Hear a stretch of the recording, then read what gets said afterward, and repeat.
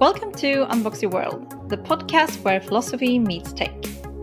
In each episode, we're connecting the dots between philosophy, technology, society, science, and progressive thought.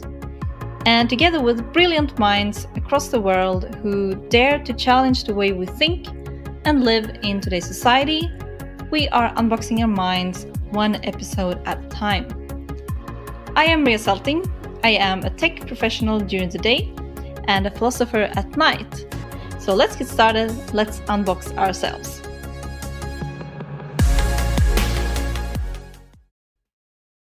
Welcome back to Unbox Your World. Could we apply modern UX design principles to actually design a better future? That is the topic for today.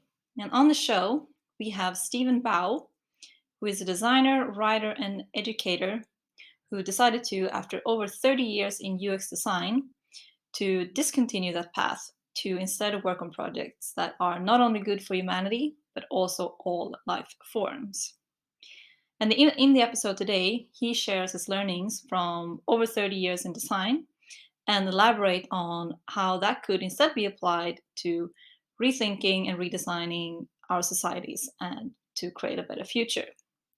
So in the episode today, you will learn what social architecture is, the difference between human-centered design and life-centered design, how we could apply design then to actually redesign our societies, and what then would a more sustainable KPI be to optimize our societies for.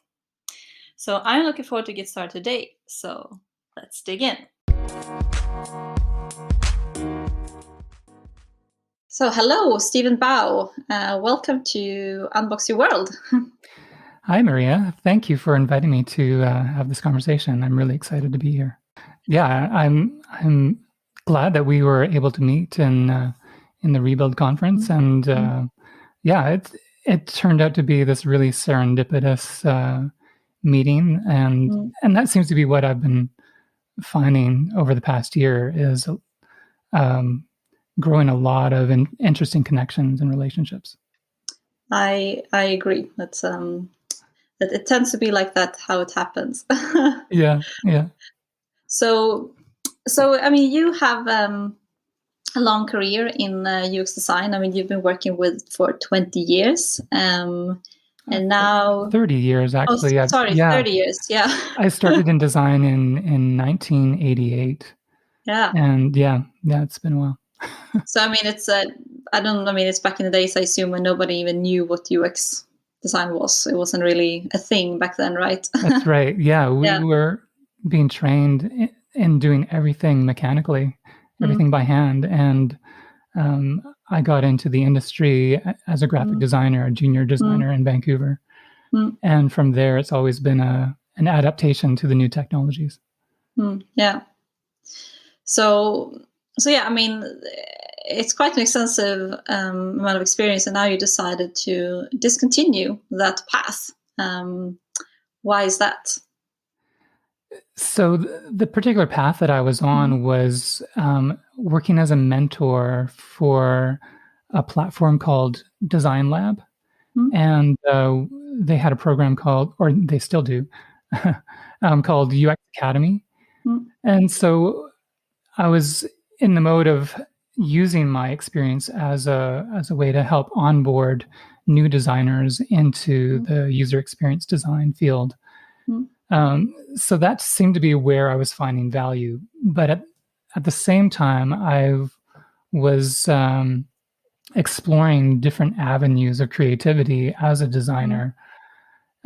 So in the beginning of 2020, just before the pandemic, I was actually on Twitter just talking about the Truth and Reconciliation process in Canada, and there was someone on Twitter who was noticing what I was doing and invited me to collaborate with her. So it was going to be a project looking at holochain. And she was inviting me to a conference in Seattle just to figure out how do we collaborate together. So adapting to new technologies and figuring out, okay, where can we take this? And through that, she was also involved with the Buckminster Fuller Institute that right now is based out of San Francisco. And they were in the midst of just putting out these new courses called Trim Tab Space Camps, trying to bring people into the idea of how do we deal with this climate emergency. Mm. And it seems like a time that we need to think about different kinds of like moonshots, going back to that metaphor that Kennedy was using with the space race, trying to get to the moon. We're in a time of crisis where we're trying to figure out how do we best collaborate and then focus our time, energy, and resources on what really matters. And so they started something called the Design Science Studio, and this is looking back at what Buckminster Fuller was trying to do between 1965 and 1975. He created something called the Design Science Decade. And he was kind of shopping this idea around in post-secondary institutions around the United States.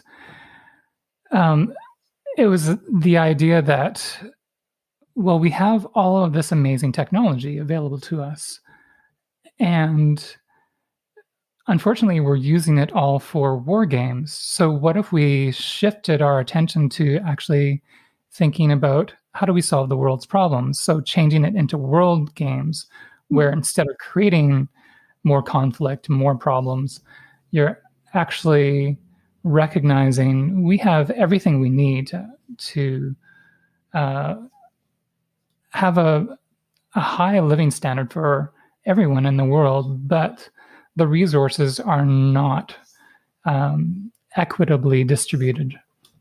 So how do we solve these problems? And I guess I have that same sort of feeling as a designer is, well, I'm stuck in these systems that I don't really agree with socially, economically, politically. These are on a trajectory that are causing more harm than good in a lot of ways. So we can maybe look at, the technologies that we created and go, they're actually really amazing, and we're finding new ways of thinking about our place in the universe. But at the same time, the climate crisis is showing us that we don't really have a good understanding of how we integrate with the living systems of the planet. We're actually in the process of destroying them. That means we have to make some systemic changes about how we think about design and the influence of design as an industry on the world. We know that it has huge, major impacts, and designers are an integral part of the social, economic, and political structures that we've created. But when we look at those, we think that they can't be changed. They're just given, and we're just going to run with them. But they are actually recent inventions, and that actually means that we have the ability to redesign them. And as a UX designer, that's a really interesting way to think about, if we're given a problem, we are the kinds of people who can take that problem and then turn them into really interesting solutions. But often we're given a frame, a design brief that says, well, you have to meet the, according to IDEO, for example, human-centered design is all about, like, how do you create something that is desirable, feasible, and viable so that it meets a human need, it fits within the technological constraints, but it can also achieve a viable business model. So this has been the sweet spot of human-centered design. But of course, if you're thinking about human-centered design, it's anthropocentric. And that is going to mean that, well, yeah, everything that we're creating serves human beings, or maybe certain human beings at the top of the hierarchy. But it's not serving the other living beings on the planet. It's not serving the planet itself as we might think of it as a self-regulating living system, according to the Gaia hypothesis. So, me as a designer who's been in this industry for 32 years or 33 years, and then exploring, well, where do we actually innovate now? How do we continue to evolve and adapt to our environment? And I think that this is part of our evolution as human beings. We are creative, collaborative learning community who are figuring out, who are we? What are we? What are we doing here? Where are we going with all of these technologies? You wrote about in an article about human-centered design versus life-centered design. Right. So I assume that it's really about changing what you're optimizing for, I assume. Right. So, what do you mean with life-centered design, and how could you go about to design something like that? Right. So I think a lot of what we're doing tends to be about, what we're really good at focusing on something and then actually accomplishing it.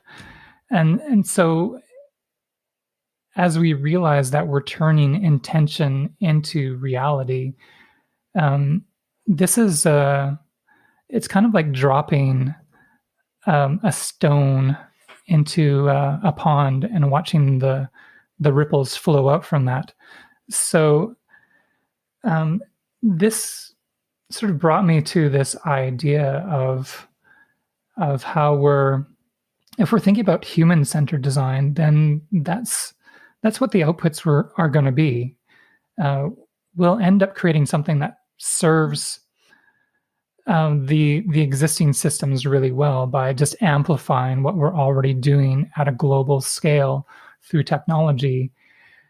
But what we're finding is that when we do that, we can actually change the weather. We can destroy entire ecosystems. And when we recognize that we have that immense power, but it seems like the technology has become kind of like a runaway train, or like, how do you stop that momentum? Well, I think you do that through consciousness and awareness of what we're doing and what our impact is on the world. And that's kind of where we are at the moment. We recognize the problem, but we don't know where to go from here. And so if we change the frame of what we're looking at from, okay, humans are at the center of the universe. Oh, right. Well, that's actually wrong. Even the Earth is not the center of the solar system. It's a solar system because the sun is at the center, but the sun itself isn't even at the center. So thinking about centers, like we're in this process of decolonization, decentralization, where we're recognizing, we focus so much on the center that we forgot about what was on the edges. And in UX design, there's even this idea of what are the edge cases. And we're debunking that idea by going, well, if you forget about the edge cases, you're creating a world that is by design biased and inequitable. And so by building these systems that have this bias embedded in the technologies and scaling them to the size of the globe, you're creating huge unintended consequences that now you're going to have to figure out, well, how do we solve that? And usually, people who are in the technology space are going, well, we solve problems by creating more technology to solve the problems that we already created with technology. And this is just kind of a silly way of thinking about how we work as designers, is just like doing more of the same to try to solve the same kind of problems that were created with this technology. And I think Einstein's famous for Yeah, saying, I was just about to say. yeah. Yeah, could you repeat that to the listener? Oh, actually, maybe I couldn't. But it essentially comes down to, using the same kinds of ideas to solve a problem that were the ones that created the problem is Yeah, exactly. is the definition of insanity. So I think what we're recognizing is that by centering so much of what we do as human beings on this instinct for survival and competition, we think that the world is based on this idea of entropy, that everything is breaking down, and there are a limited amount of resources that we have to work with here. So it has to be about creating systems that perpetuate the survival of the fittest. But what we're learning now from our science, and maybe even from our ancient wisdom, indigenous wisdom, or ancient religious traditions, is that that's not how we got here. We got here through caring and collaboration and working together to find a way to innovate new ways to adapt to the existing environment. Yeah. And when the environment is changing very rapidly because of our technologies, we feel like we have to increase the rate of technology to keep up with the rate of change. And this becomes an infinite growth cycle. And so the means become the ends. The same way that we think of the money system, it's designed for perpetual growth. Capitalism cannot sustain itself unless it continues to grow. And if we look at that kind of thing in terms of living systems, well, that's something you would call a cancer, something that is eternally growing for the sake of reproducing itself, rather than figuring out how to work in symbiosis with the living system to maintain the health of the whole. Instead, we're living for the health of humanity at the expense of everything else. So that fundamentally changes the way we need to think about, life-centered design actually has to think about how we fit into the living ecology, but also the self-regulating system of the planet. And what does it mean that we have this living planet within a universe that now we're starting to recognize there's almost a self-organization that is happening within that system that we can't account for. We're like, where's that self-organization coming from? There's maybe a syntropy, as the word that maybe Buckminster Fuller would use for where's the information coming from? Where's life coming from? Where are these adaptations coming from that create an equilibrium against the entropy that is happening in the universe? So it's not all about entropy. It's actually about entropy and syntropy working together to create a kind of flow of energy through all the systems that has this ultimate coherence in creating more and more complexity and diversity of physics, chemistry, biology, living systems. There's an evolution to this that we are witnesses to, and we are the products of. And if we don't recognize that sooner than later, if we think it's all about entropy, we're going to create entropy engines. And we're actually going to be reversing the process of evolution that has brought us to this place. And can you explain for the listeners what entropy means? So entropy is, I'm not a scientist, but Hmm. entropy is just this idea of um, things seem to be breaking down. Heat sort of dissipates, and what we should be expecting in the universe is this, uh, like there was initial explosion, we think, called the Big Bang that brought everything into being. But then there was this increasing complexity, and what we should expect is that everything should just kind of like, if there's a big bang, well, everything fizzles out, and eventually we end up with the heat death of the universe.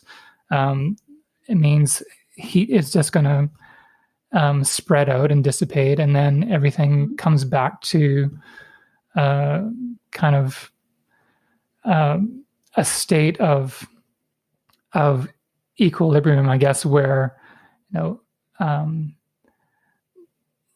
everything just gets back to a kind of zero state.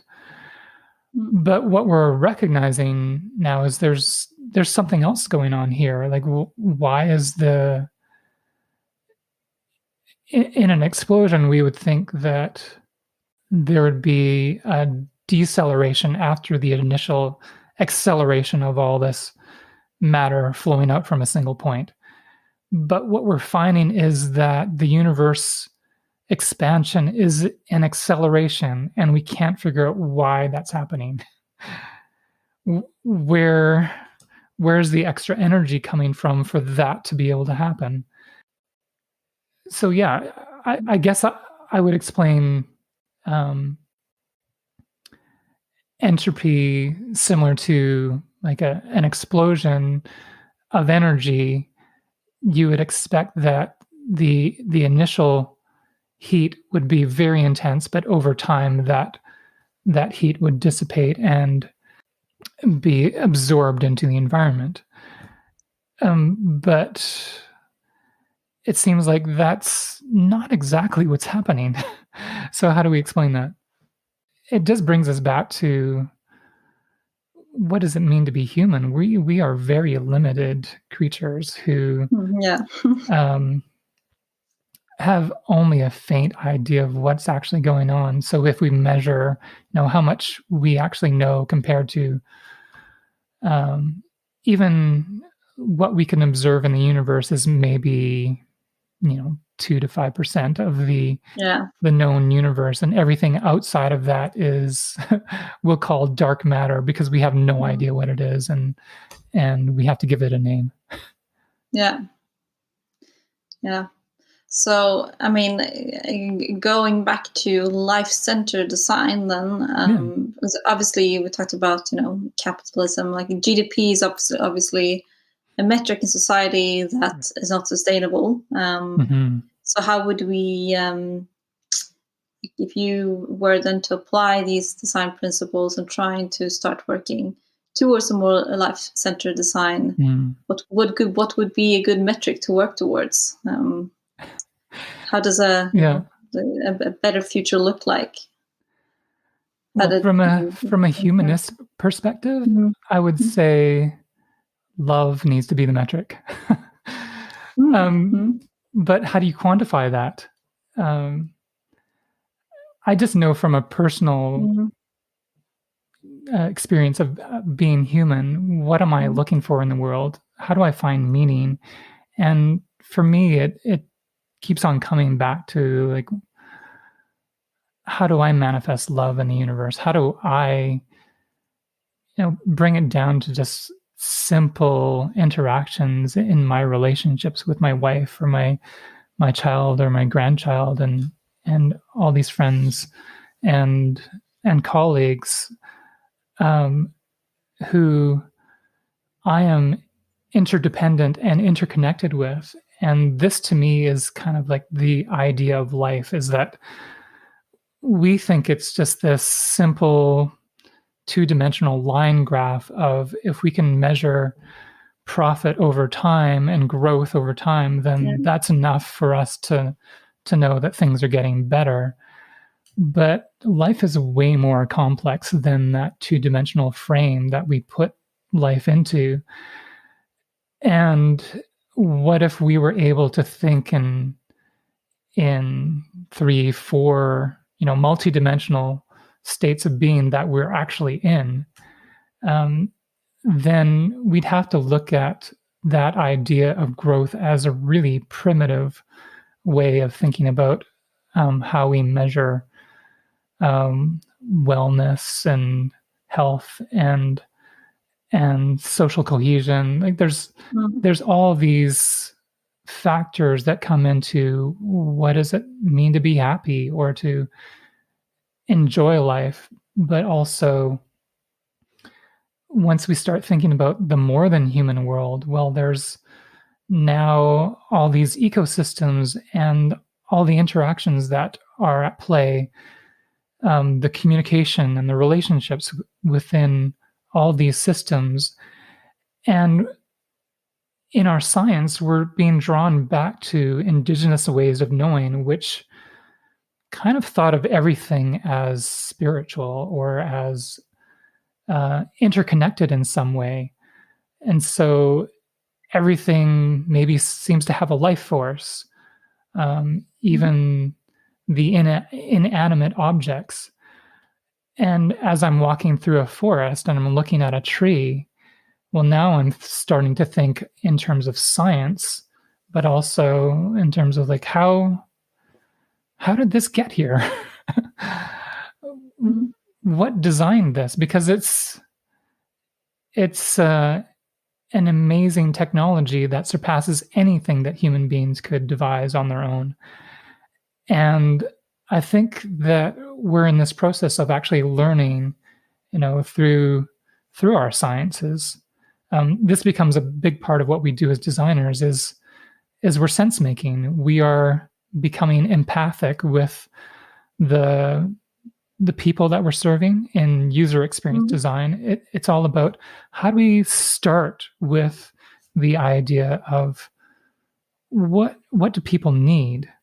Then Yeah. we grow from there through maybe we create a persona, maybe we create a user journey, trying to figure out what what kinds of things does that person need to be able to make the right decisions, and to be able to function within the systems that we've created. So we create these apps and um, and websites and then social systems that serve those needs. But we've been primarily focused on that as a closed system, but it's not. It's interacting with all these other systems, which create this whole level of complexity that's way beyond what we're usually capable of thinking of. But Mhm. now we have technologies that help us to extend our senses beyond the the six or however many senses we have. Uh, Typically, in English, we talk about five senses, but we tend to forget about balance. And um, and I think that's what I'm trying to bring to the way we think is this sense of balance to how we think of ourselves inside of the whole system that we're a part of, extending out to the entire universe. Um, and and so we're learning from people like Susan Simard, who wrote a book called Finding the Mother Tree, that there's all of these interactions that are going on underneath the ground in a forest, among all of these living beings in the forest. And so there's a mycorrhizal structure created by fungus and bacteria um, underneath the ground that provides a way of communicating among the trees and other living things in the forest. that we had no idea about before. And so we're now coming back to the idea that, well, maybe the indigenous people were right. These Yeah. are actually sentient beings that are learning, but we don't recognize it in our perception and awareness because those things are hidden from us, from our senses. But now that we're using science to extend our senses into other ways of learning about our environment, well, it changes the way we need to operate within that space with this new knowledge. But our existing social, economic, and political systems have not caught up with our new understanding of the universe. Mm. So that's where designers need to come in and go, well, I think we were wrong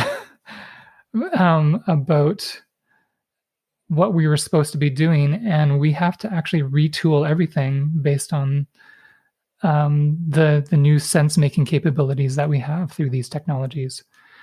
But it might be leading more towards what Buckminster Fuller called an ephemeralization of our technologies, so that we actually get back to, you know, isn't necessary that all of us have a computer in front of us that requires a lot of resources of energy and material.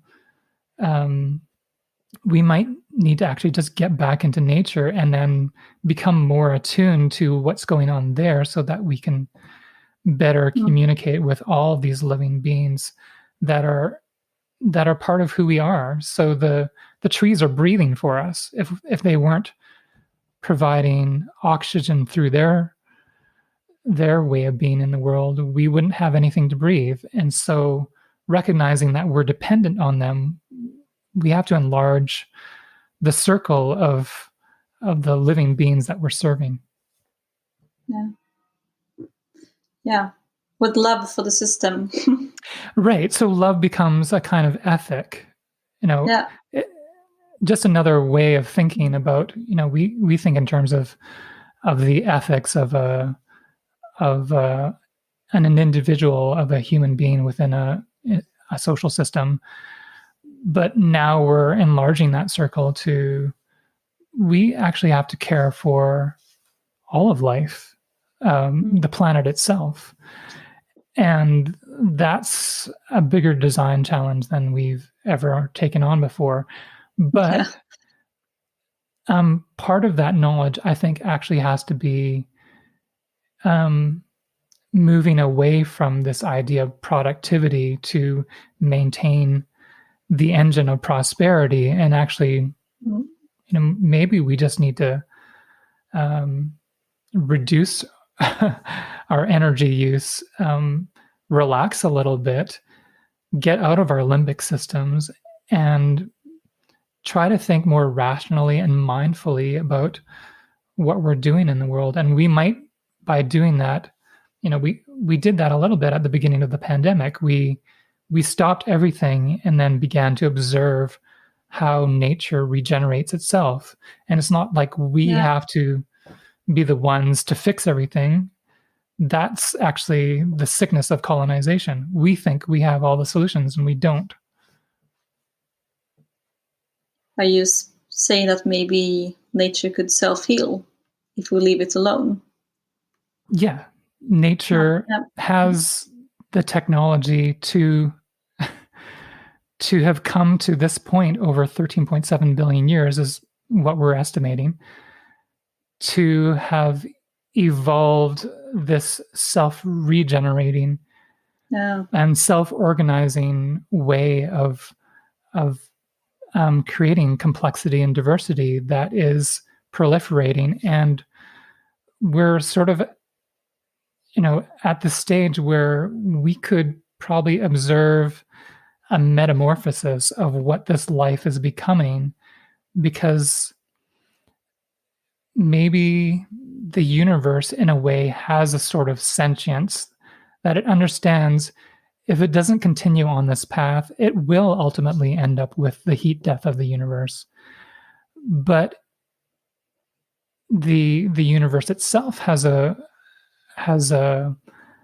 way of, well, we've come this far as an integrative whole, figuring out how we we find an equilibrium with death.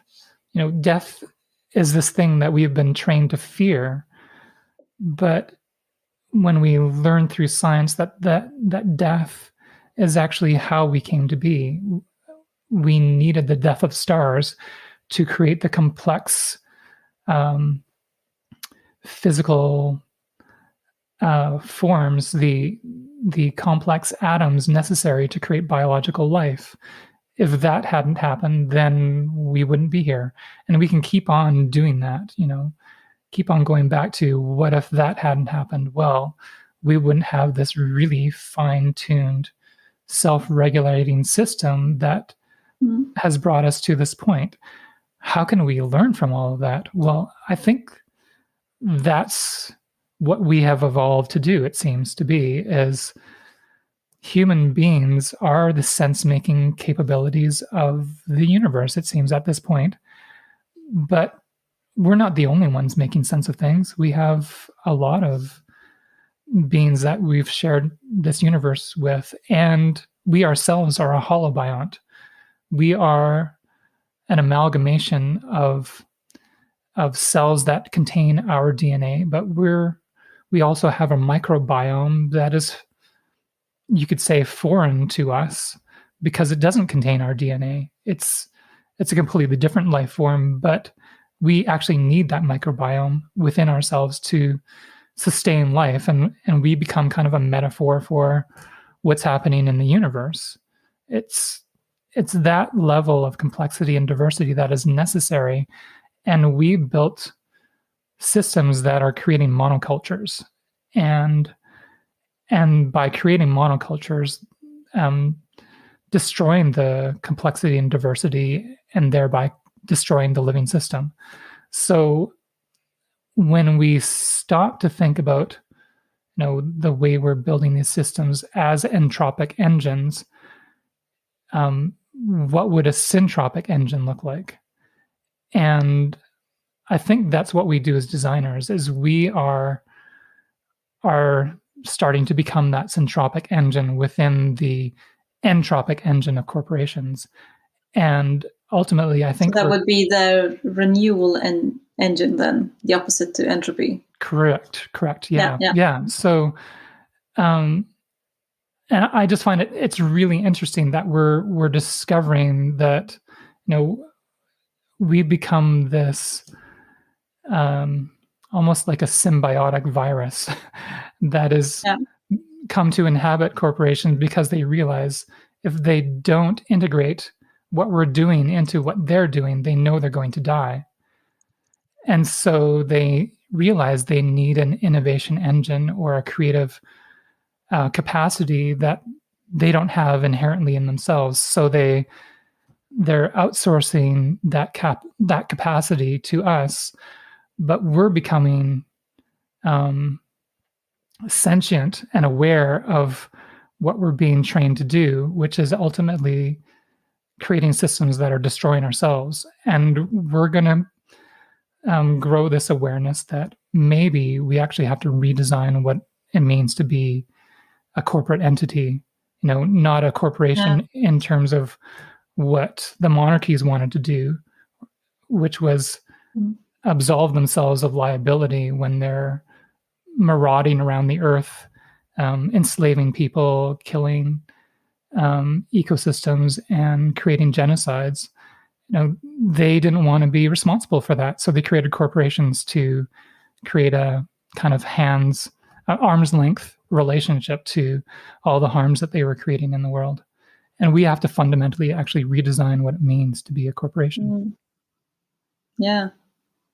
So to wrap up, some forward looking then. So in order to start designing a better future, the life-centered society. What do you see are the key areas that need to change, and where we need to succeed in order to make this shift? Right. Yeah. So that's where I've come up with this idea of social architecture, and it's thinking about humanity at scale. So we're thinking about the social arc, you know.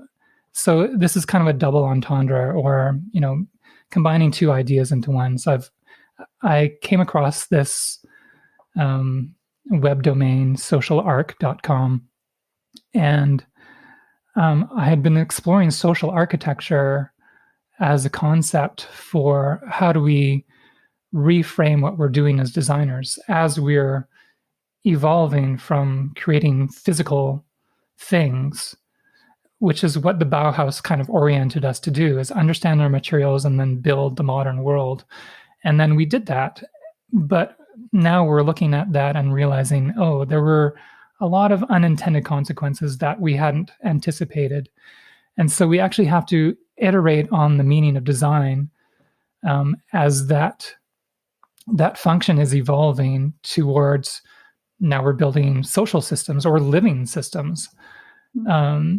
So we've built these gigantic social systems like Facebook and Google and Apple, Amazon. So these giants have just, we're aware that we've replicated colonization at the digital level now. We're now digitally colonizing the globe, right?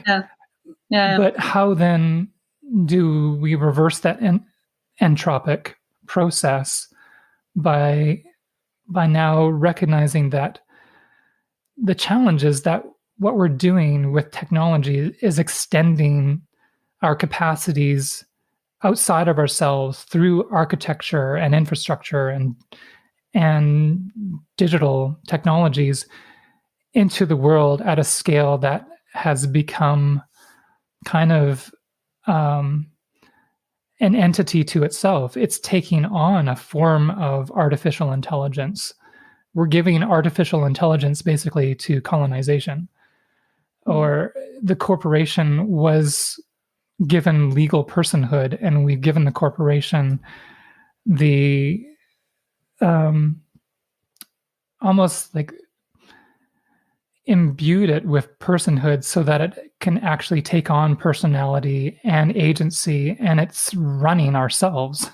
We've created a technology that has enslaved us as human beings and threatens to actually replace us.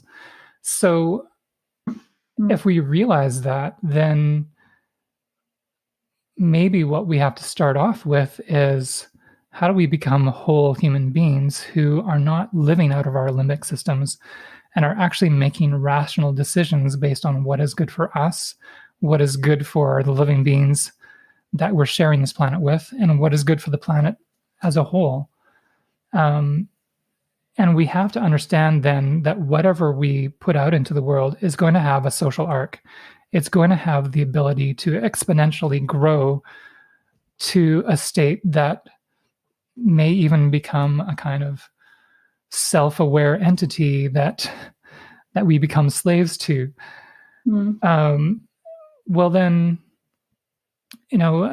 there's this idea that we shape our tools and thereafter our tools shape us.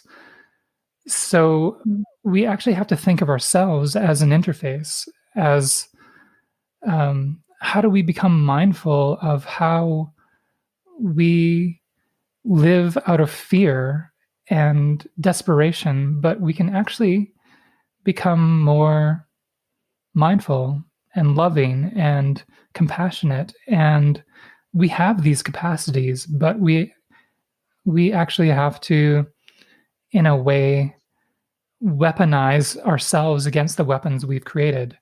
But what if we took a more holistic way of thinking of what it means to be human? And so I started to go back to, well, what was the Bauhaus doing? Well, they were trying to understand their materials so that they could build the physical world of the future. What we're doing now is focusing on the metaphysical design of human experience. So these things have been off the table. Our social systems, our economic systems, our political systems, we just think of those as givens. But we actually have to realize that, well, that's what got us here to this crisis. We're just replicating what we've been given.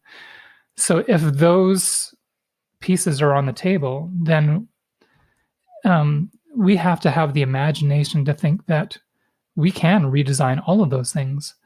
And technology gives us the capacity to do that, which ultimately might mean that it's going to relieve us of this dependency on technology to recognize that human beings are an amazing interface. And if we get out from behind these screens and start talking to each other and conversing and recognizing that,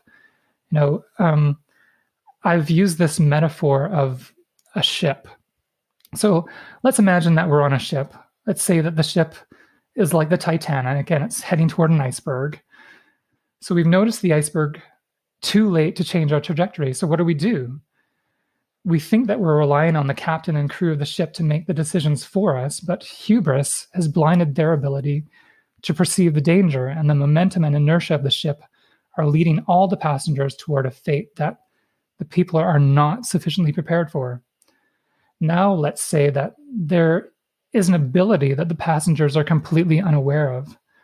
All it might take is a change of awareness and consciousness for everyone on board to be able to react to the situation in time to save everyone on the ship.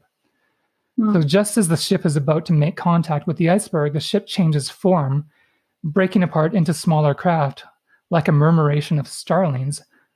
All the smaller craft navigate around the iceberg and reassemble as the original ship on the other side. So it's a ridiculous thought experiment that may have nothing to do with reality. But I think the metaphor is apt for the situation in which we find ourselves. Like, humans actually have the ability to make decisions independently of other human beings.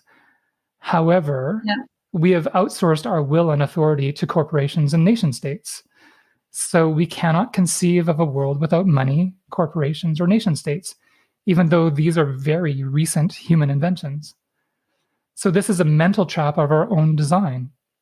So I think we're capable of learning how to move together like a murmuration of starlings.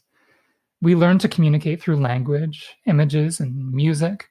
We're making similar modernist cities of glass, steel, and concrete all over the world that are patterned after a similar concept of urban design that requires roads and skyscrapers and airports and signs to direct our movements. But many of these ideas originated in the pedagogy of the Bauhaus, and they spread around the world as an international style of architecture and a ubiquitous approach to graphic design and communication that has now been translated into digital infrastructure and a global network. But we did this within 100 years of the forming of the Bauhaus in 1919. So imagine what we could do if we could coordinate our perceptions, motivations, and behaviors. That is my question. Like, how do we achieve a collective consciousness and a group flow state? So we've based, the past 500 years of so-called progress on the idea of entropy. Like, all matter is in this process of breaking down and will ultimately end in the heat death of the universe. So the logic goes that there's not enough to go around. We must compete for scarce resources. This drive for competition puts us into a stress and fear state as we're in this constant fight for survival. And the result is colonization, exploitation, violence, war, and genocide. But,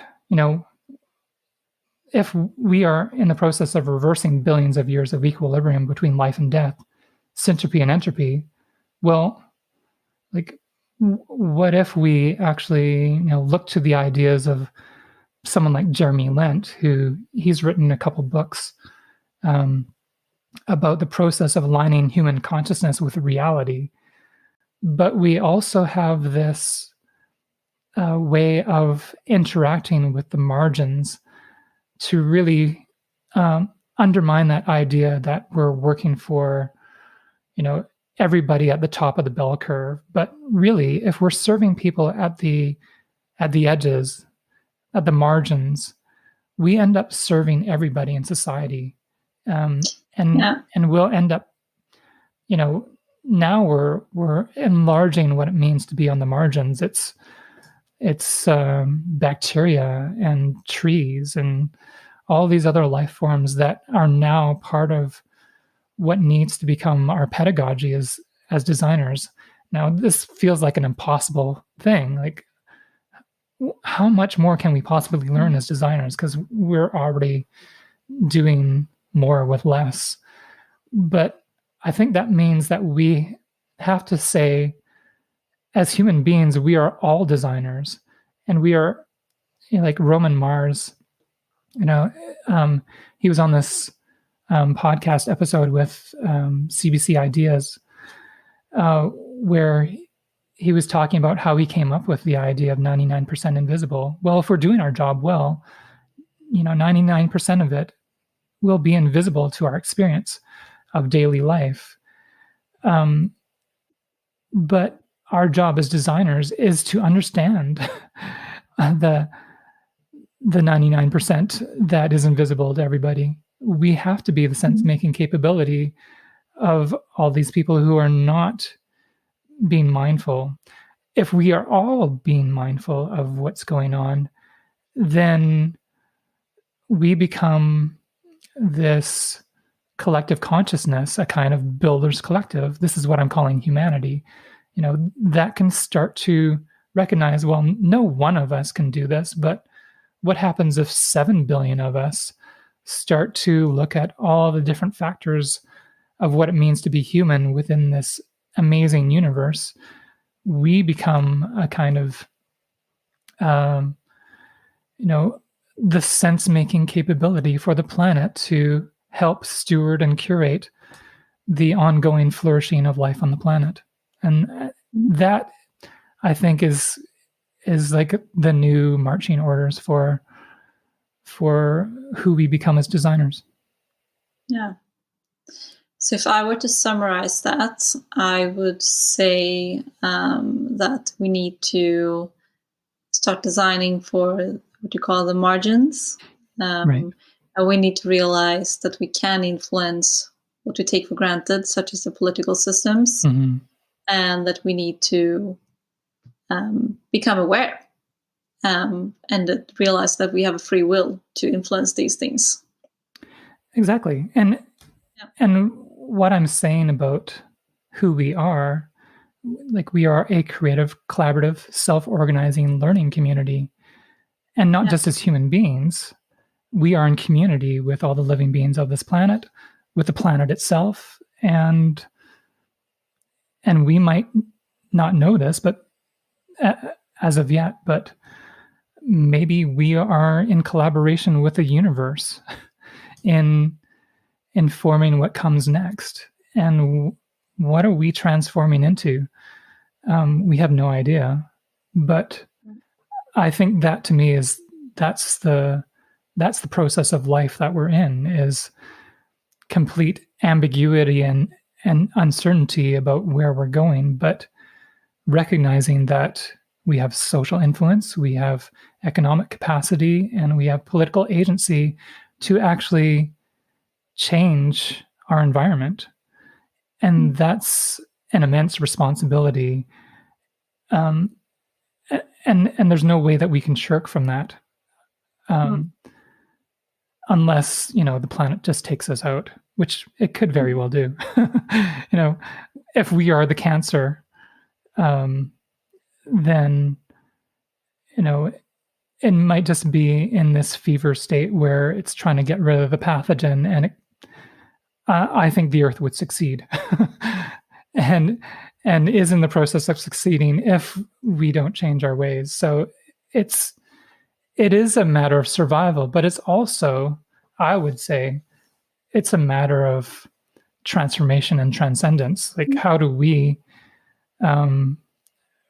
recognize what we can become if we actually become more rational, centered, mindful, compassionate, loving beings who are actually taking on this responsibility to just become more aware of what's going on and integrating ourselves in that process. Yeah. Now we have a choice. Yeah. Yeah. So on that note, thank you very much for joining today. It's it's been some really philosophical, insightful discussions. I like when you said love as the KPI. It kind of reminded me about Buddhism, actually. Oh yeah. So yeah, thank you so much. This has been an amazing opportunity to have this conversation, and I'm so grateful that we were able to meet, and I hope we can carry on with this work that we have to do together. That's it for today. Thank you all for listening. I really appreciate it. And if you want to read up more about the guest, then you can go to the show notes to get all of the links. And also, if you like this episode, please don't forget to subscribe to the newsletter to never miss the latest episode. Thank you for today. See you in the next episode.